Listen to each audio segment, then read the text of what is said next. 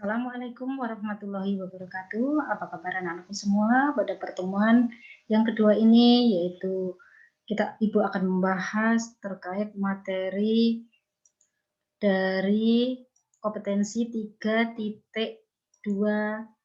dan 4.2, yaitu menganalisa dokumen sumber dan dokumen pendukung pada perusahaan dagang manufaktur.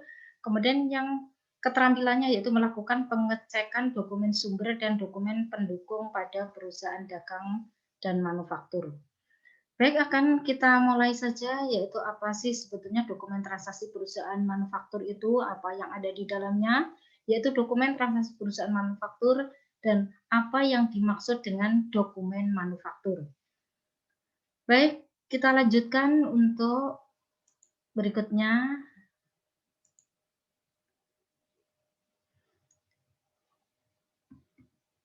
Di sini dokumen sumber perusahaan manufaktur itu sebetulnya apa saja adalah dokumen sumber itu adalah dokumen bukti tertulis yang sah dan legal atas terjadinya suatu transaksi keuangan yang terjadi dalam suatu perusahaan.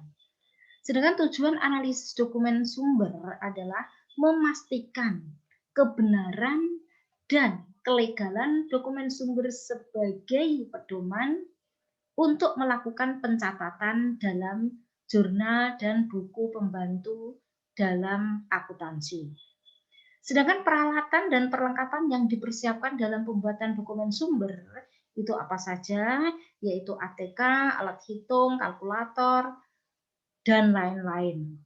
Sedangkan lembar dokumen sumber, stempel, kemudian stempel legal perusahaan, sistem akuntansi perusahaan itu sendiri. Itu adalah peralatan yang dibutuhkan kelengkapan atas pembuatan dokumen sumber.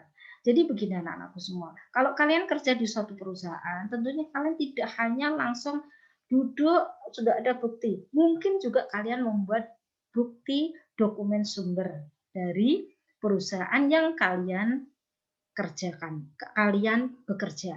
Nah, jadi bagaimana dokumen sumber yang harus kalian buat? Nah, itu kalian harus tahu kelengkapan daripada dokumen sumber yang akan dibuat. Dokumen sumber kemudian ini dibuat atas dasar pendukung, dokumen pendukungnya. Nah, ada dokumen sumber, ada dokumen pendukung. Jadi kalau dokumen sumber ini bisa dibuat kalau ada dokumen pendukungnya. Nah, kita lihat jenis-jenis dokumen sumber dan pendukung. Di sini ada BKM. BKM dibuat, bukti kas masuk ya ini, bukti kas masuk itu dibuat, tentunya tidak langsung membuat kas masuk, tapi ada dasar. Mungkin penerimaan dalam 1 hari, mungkin ada orang membayar hutang secara tunai dan lain sebagainya, membayar hutang tidak lewat bank. Nah, itu akan kita rekap dalam 1 hari. Nanti kamu akan membuat bukti kas masuk. Sehingga dari bukti kas masuk itu nanti akan digunakan sebagai sumber dalam pencatatan ke jurnal. Nah, kemudian yang kedua, jenis yang kedua yaitu BKK, bukti kas keluar. Begitu juga dengan bukti kas keluar. Juga didasari dokumen pendukung. Dokumen pendukungnya apa? Dokumen pendukungnya yaitu mungkin pada saat kita mengeluarkan mau belanja barang, belanja apa dalam 1 hari itu di total berapa pengeluaran dalam 1 hari, kita buat dokumen sumber yaitu sebesar berapa yang kita keluarkan dalam 1 hari itu. Nah, kemudian berikutnya faktur. Faktur yang ketiga, faktur pembelian maupun faktur penjualan juga sama tapi ini dibuat kalau faktur dibuat per debitur per kreditur. Nanti kalau kita membeli secara kredit berarti ya faktur pembelian, faktur membeli secara kredit berarti faktur pembelian, kalau menjual secara kredit berarti faktur penjualan. Sama seperti pada perusahaan dagang. Jadi bedanya nanti pada saat untuk perusahaan jasa, perusahaan dagang itu tidak ada persediaannya hanya persediaan barang dagang, tapi di manufaktur ada persediaan bahan baku, ada persediaan barang dalam proses, ada persediaan barang jadi. Karena perusahaan manufaktur itu adalah memproses dari bahan baku menjadi barang jadi. Jadi ada 3 bagian, bahan baku, barang dalam proses, kemudian barang jadi. Jadi buktinya transaksinya juga mengikuti dari transaksi yang ada di suatu perusahaan atau pabrik. Jadi istilahnya pabrik ini. kalau kita menggunakan manufaktur. Kita lanjutkan memorial. Memorial hampir sama dengan perusahaan dagang. Jadi tiap akhir tahun, apakah akhir bulan, tergantung dari kebijakan dari pimpinan perusahaan. Apakah pencatatan itu dilakukan dalam 1 bulan ditutup atau 1 tahun baru ada penutupan periode akuntansinya.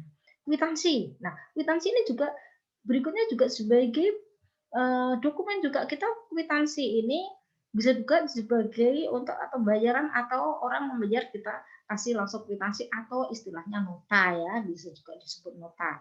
Kemudian ada juga cek. Namun sekarang untuk masa sekarang ini tidak hanya itu, ada mungkin kalau pembayaran sekarang sudah tidak dilakukan dengan langsung, tapi pembayaran cukup dengan transfer melalui banking. Nah, itu pun kan tetap ada buktinya. Nah, bukti itu juga bisa digunakan sebagai bukti pendukung untuk penerbitan baik BKM, BKK, faktur, dan lain sebagainya. Nah, oke. Untuk jenis-jenis dokumen sumber, saya rasa itu kita lanjutkan ke prosedur analisis dokumen sumber. Prosedur analisis dokumen sumber yang pertama itu menganalisa dokumen sumber. Jadi dari dokumen yang sudah kita buat atau dokumen yang datang dari luar, kita analisa dulu. Karena setelah dianalisa baru diidentifikasikan debit dan kreditnya. Apakah dia masuk ini misalnya pembelian barang, pembelian bahan baku, masuk di debit, masuk di kredit apa. Nah, itu sama seperti perusahaan dagang. Yang ketiga, memverifikasi nominal dan dokumen sumber. Jadi kita lihat nominalnya. Nominalnya berapa? Jadi kita masukkan di jurnal berdasarkan nominal yang ada di dalam dokumen sumber. Yang keempat, mengotorisasi berarti menandatangani dokumen sumber siap untuk dicatat di dalam jurnal. Jadi tanda tangani dulu, baru siap diproses untuk dibuat ke jurnal, diproses ke pencatatan di jurnal. Sebelum kita melangkah ke sana, untuk KIKD 3.2 dan 4.2 ini hanya terbatas pada dokumen sumber dan dokumen pendukung. Baik, akan kami jelaskan berikutnya itu mengenal perusahaan manufaktur.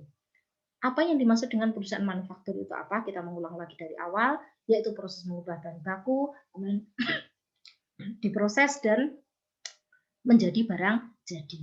Jadi dari bahan baku, proses menjadi barang jadi. Itulah yang dimaksud dengan perusahaan manufaktur yang akan kita pelajari nanti untuk di semester 1 ini. Nanti di semester berikutnya kita akan langsung membahas latihan-latihan soal terkait akuntansi perusahaan dagang untuk persiapan kalian ujian LSP. Jadi nanti akan ada ujian LSP untuk kalian kelas 12, istilahnya kalau dulu UKK ya. Itu nanti akan Ibu bahas di semester kedua. Kita lanjutkan berikutnya, itu fungsi perusahaan manufaktur itu untuk apa, yaitu fungsi produksi, fungsi pemasaran, fungsi administrasi dan umum, dan fungsi keuangan. Tentunya keuangan yang akan dikelola di dalam perusahaan manufaktur. Berikutnya itu karakteristik perusahaan manufaktur, yaitu apa saja produk berwujud, dapat dinikmati konsumen, dapat menghasilkan keuangan agar perusahaan dapat berkelangsungan, berkelanjutan. Jadi perusahaan sambung dari tahun ke tahun. Kemudian untuk contoh perusahaan manufaktur tentunya tidak asing lagi, mungkin kalian sering lewat jalan raya antara Surabaya dengan Jakarta itu ada perusahaan tekstil, ada perusahaan sepatu, elektronik, komputer, dan lain sebagainya. Itu pabrik istilahnya ya kalau kita di istilah kita di Nganjuk ini. Nah, di sini ada contoh dokumen transaksi. Apa saja, ini saya coba cari ini dokumen transaksi di dalam perusahaan manufaktur. Tentunya untuk dokumen transaksinya itu hampir sama dengan perusahaan dagang. Mungkin kalau di perusahaan manufaktur kan ada penerimaan bahan baku, kemudian ada gudangnya bahan baku sendiri, gudangnya barang dalam proses sendiri, gudangnya barang jadi sendiri. Itu nanti istilah untuk bukti kas keluarnya hampir sama, bukti kas masuknya hampir sama. Ada beberapa contoh berikut ini gabungan dari contoh-contoh dokumen transaksi. Nah, di sini ada mungkin bedanya antara perusahaan dagang dan perusahaan manufaktur. Kalau di sini ada rekapitulasi daftar gaji bulanan. Nah, ini ada rekap memang karena nanti ada pembukaannya tersendiri di dalam perusahaan manufaktur. Kemudian ada bukti kas keluar ya sama kalau perusahaan dagang, ini contoh saja, nanti kalian bisa mencari sendiri, nanti ada tugas untuk kalian. Kita lanjutkan contoh berikutnya yaitu bukti kas keluar. Tentunya kalau kalian bisa lihat sebetulnya sama, di bawah itu ada rekapitulasi, yang di atas ada bukti kas keluar, berarti nomor rekeningnya berapa, keterangannya hampir sama, cuman ada beda-beda sedikit nanti, tapi intinya dari situ yang dimasukkan bukti kas keluar itu berapa pengeluaran jumlahnya, itu bisa terdapat. Tentunya macam-macam, yang modelnya macam-macam antara bukti transaksi satu dengan yang lain. Kemudian kartu hadir. Nah, dalam pabrik itu memang ada kartu hadir sendiri. Jadi dia masuk jam berapa, dia keluar jam berapa. Ini ada kartu hadir yang harus yang ada di dalam suatu perusahaan. Jadi ini mungkin bedanya kalau perusahaan dagang tidak ada. Kita lanjutkan surat permintaan pembelian. Nah, jadi kalau misalnya bahan baku itu habis, berarti harus membuat surat permintaan pembelian. Bagian gudang pembelian akan mengajukan permintaan untuk pembelian bahan baku. Nah, itu bahan penolong dan lain sebagainya. Karena di dalam perusahaan manufaktur ada bahan baku, ada bahan penolong, dan lain sebagainya. Kemudian ada bukti berikutnya, bukti permintaan barang. Jadi setelah surat permintaan pembelian, baru bukti permintaan barang dulu, baru surat permintaan pembelian. Seperti itu mungkin contohnya, nanti bisa kalian lihat. Kemudian berikutnya yaitu dokumen transaksi. Ini ada laporan produksi selesai. Jadi setelah diproses, kemudian ada laporan produksi selesai dari pesanan. Mungkin kan ada dua ya, ada pesanan, ada produk massal. Jadi kalau produk massal itu tidak ada pesanan, dia tetap merodak. Tapi kalau pesanan dia akan merodak berdasarkan pesanan. Nah, di sini ada laporan produk selesai. Ada nomor surat order produksi. Nah, ini berarti order, dia berarti pesan dulu baru kita buatkan. Jadi ada juga kalau tidak berdasarkan order berarti ya dibuat karena dia membuat proses terus. Jadi namanya untuk perusahaan manufaktur itu kan ada dua, ada pencatatan, ada proses, ada pesanan. Jadi dia produk kalau ada yang pesan, dia juga ada yang kedua produk tanpa ada pesan, berarti dia namanya produk massal. Nah, terima kasih. Itu mungkin materi untuk hari ini. Adapun tugas kalian yaitu mengumpulkan contoh bukti transaksi perusahaan manufaktur lengkap di foto scan, kirim di Google Classroom dengan terisi nominalnya. Jadi contohnya bisa BKK, buat keseluruhan nih, BKK juga ada, BKM, faktur pembelian, faktur penjualan, nota kredit, nota debit, nota kontan, bukti memorial. Kalian cari, kalian browsing, jadi biar tahu seperti apa bukti-bukti manufaktur, bukti-bukti transaksi manufaktur lainnya kalian lampirkan. Jadi semakin banyak bukti transaksi yang kalian kumpulkan, berarti semakin lengkap dan nilainya tentunya berbeda dengan yang hanya mengumpulkan BKK, hanya BKM dan lain sebagainya. Tolong ada nominalnya, jadi kalian cari, kalian bisa browsing, kalian bisa searching dan lain sebagainya. Bagaimana caranya supaya kalian dapat bukti itu, kemudian difoto, scan, kemudian dikumpulkan lewat Google Classroom. Nanti akan saya buatkan tempat pengumpulan tugas hari ini. Dan mohon maaf karena hari ini Ibu tadi agak terlambat karena pagi masih mengikuti Zoom mendampingi anak-anak OSIS maupun MPK dan perwakilan ikut Zoom terkait dengan perkembangan pemuda-pemudi yang ada di Nganjuk ini. Mungkin itu cukup untuk hari ini, materi hari ini. Tolong untuk tugas kalian kirimkan, saya tunggu sampai besok jam 8 pagi. Mungkin itu saja untuk pembelajaran hari ini. Terima kasih. Kalau ada pertanyaan nanti bisa chat di grup, jangan chat secara japri, chat di grup biar teman yang lain juga tahu. Demikian anak-anakku semua, untuk pembelajaran hari ini cukup. Nanti akan kita lanjutkan untuk minggu depan, yaitu ke pembelajaran, yaitu kita membahas di KD 3.3 dan 4.3. Terima kasih. Akhirul kalam. Wassalamualaikum warahmatullahi wabarakatuh.